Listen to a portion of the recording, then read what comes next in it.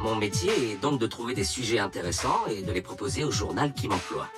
Si ça lui plaît, il m'envoie dans le pays en question où je fais un reportage photo. Et mes photos sont éditées dans la revue, comme vous pouvez le voir. Ça va? J'ai été clair? Merci Thomas. Alors, est-ce que vous avez envie de poser des questions au papa de Martine? Oui, Jérémy? Je voulais savoir, monsieur, qu'est-ce qui vous a le plus marqué?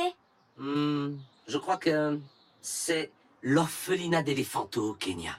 C'était incroyable de voir ces jeunes animaux s'adopter entre eux, créer des fratries, comme des humains. Oh!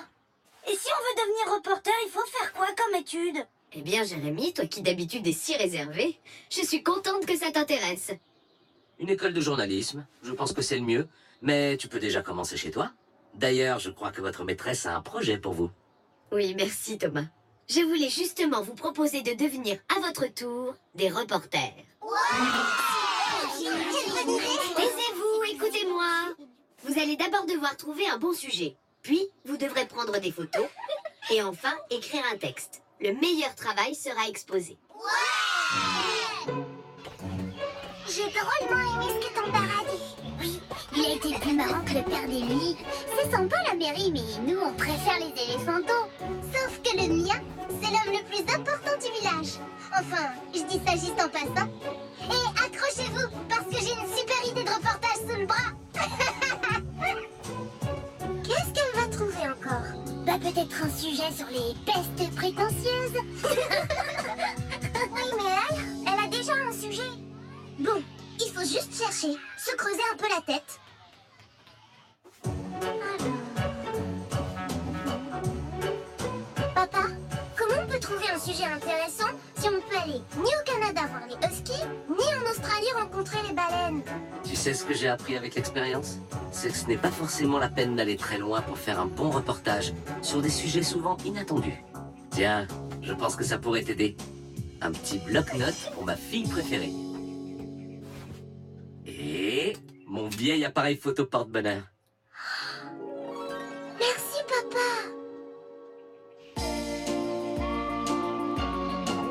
Maman, ça y est, j'ai décidé.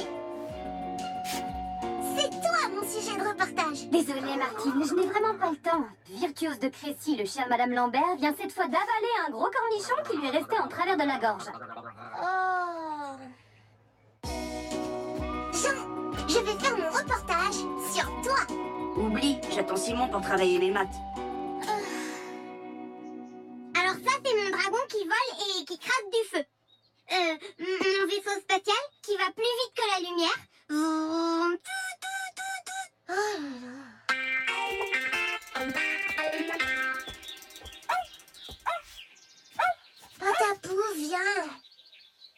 Il n'y a pas de sujet de reportage ici. On va chez tante Mathilde. Elle aura sûrement des idées.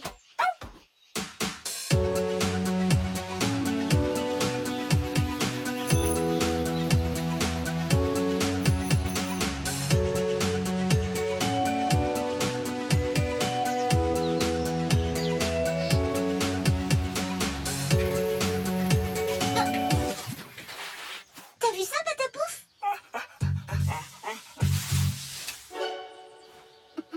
Jérémy, tu nous suis? Mais tu m'as prise en photo? Ben, c'est que... après que ton père soit venu en classe, comme j'ai adoré, je me suis dit que c'était grâce à lui si t'étais aussi chouette. Tu ne fais quand même pas ton reportage sur moi? Ben... oui. Je sais comme c'est dur de trouver un sujet. Alors c'est d'accord. Hein? Mais en échange, je fais le mien sur toi. Un portrait croisé en quelque sorte. Ah non, non, non, non, non. Moi, je n'ai rien à raconter. Je ne suis pas passionnant du tout, du tout. Et moi, je ne te crois pas du tout, du tout. Tout le monde a forcément un côté intéressant. Pas moi. Allez, Martine, oublie-moi et laisse-moi faire mon reportage sur toi. Bon, on y va? D'accord. Montre-moi tes coins préférés. Les endroits où tu te sens le mieux. Ça marche.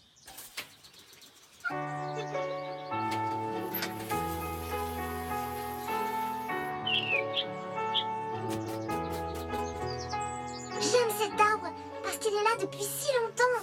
Il a connu des tempêtes, des révolutions, des guerres. J'aimerais bien savoir combien de rois il a connus. Le seul moyen de connaître l'âge exact de ton arbre, ce serait de le scier et de compter le nombre de cercles dans son tronc. Tu entends ça, Patapou? Donc ton chêne, vu la circonférence de son tronc, il a à la louche au moins 3 bons siècles. Il a peut-être connu le chien de Louis XVI et même celui de Louis XIV. On continue? Montre-moi encore un endroit que tu adores. C'est comme ma piste de ski personnelle, sans neige et à 2 pas de chez moi.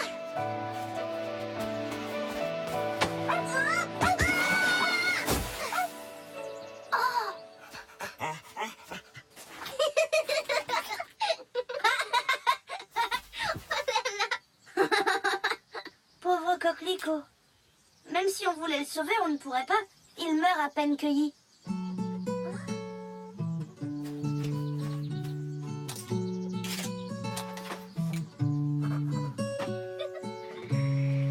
Je te présente ma crèche de têtards. C'est fou, ils grandissent de jour en jour. D'abord la queue qui pousse, puis les pattes, et ensuite ils deviennent des grenouilles bien vertes. Sauf que tes grenouilles, elles vont devenir de bons gros crapauds qui chantent sous ta fenêtre et t'empêchent de dormir. Ah bon? À quoi tu vois ça? Je reconnais les futurs crapauds à leur couleur plus foncée et leur peau moins lisse. Comment tu sais tout ça, toi? T'es une vraie encyclopédie. Bah, j'aime bien, j'ai plein de livres et j'adore observer ce qui se passe dans mon jardin ou quand je traîne en forêt. Les plantes, les animaux, les insectes. Ben, comme tout le monde, non? Non, pas comme tout le monde. Les garçons, en général, ils passent plus de temps à jouer au foot qu'à observer la nature ou à lire. Toi, tu es différent. Allez, tu viens? On continue notre balade en forêt?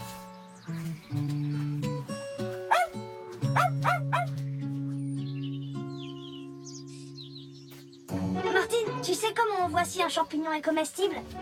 Eh ben, tu retournes ce cep et tu vérifies s'il a de la mousse sous son chapeau. Bon pour l'omelette. Une fourmilière, c'est une ville en miniature, avec plein de tunnels. Elle est faite exprès pour protéger la reine, les larves et les œufs, comme un château fort. Sous des allures très mignonnes, les coccinelles sont en fait de terribles prédateurs. Les pucerons, c'est leur péché mignon. Super, j'ai tout ce qu'il me faut pour mon reportage. Je vais parler de ton amour pour la nature et de ton respect pour les animaux. Moi aussi, j'ai tout ce qu'il me faut. Comment ça? Je vais faire mon reportage sur le sujet le plus intéressant que je pouvais espérer trouver. Toi. Oh mais il n'y a rien à écrire sur moi. Tu te trompes, Jérémy. Mon cahier est rempli de notes. Tu as plus de qualité que tu ne le penses. Tu es drôle, cultivé, curieux et gentil. Allez, fais-moi confiance. Alors, ça s'est bien passé? Ah oui, super. Je ne l'aurais jamais cru, mais Jérémy a été un formidable sujet de reportage. Tu avais raison. Pas besoin de prendre l'avion. Mon sujet parfait était tout prêt, à 2 pas. Je suis content pour toi, et j'ai hâte de lire ça. Mais sache qu'un vrai professionnel ne tombe jamais amoureux de son sujet. Papa, c'est juste un copain. En plus, il est passionné par la nature, alors il lit des livres, il observe les animaux, il étudie la végétation, il prend des photos, des notes. Ah, il me rappelle moi à son âge. Il y a de grandes chances que ton copain finisse reporter. Oh là là, vite, il faut que je lui en parle. On peut peut-être encore le sauver.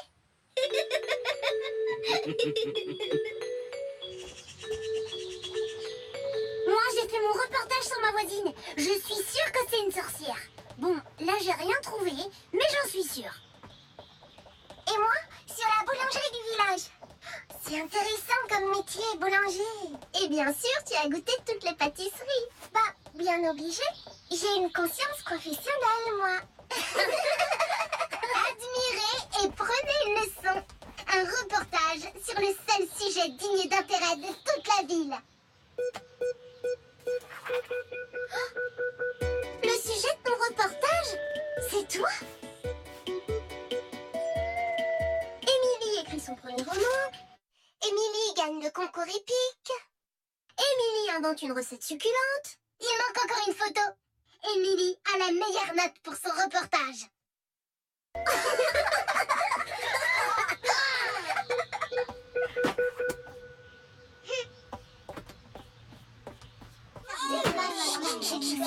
D'abord, je voulais tous vous féliciter. Je suis fière d'avoir une classe de reporters en herbe. Ça a été très dur de vous départager. Mais j'ai cependant choisi 2 gagnants ex aequo. Calmez-vous. Les 2 meilleurs reportages sont celui de Martine et de Jérémy. Votre idée de portrait croisé est très judicieuse. Bravo.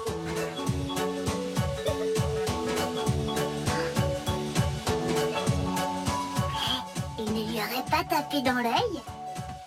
Remarque, il est plutôt mignon, Jérémy. Oh non, vous n'allez pas vous y mettre, vous aussi. Ça m'a permis de mieux connaître un élève d'habitude trop discret. D'ailleurs, Jérémy, serais-tu d'accord pour emmener toute la classe en forêt pour une leçon de botanique à ta façon? Oui, dis oui. La classe va adorer. Fais-moi confiance. Mais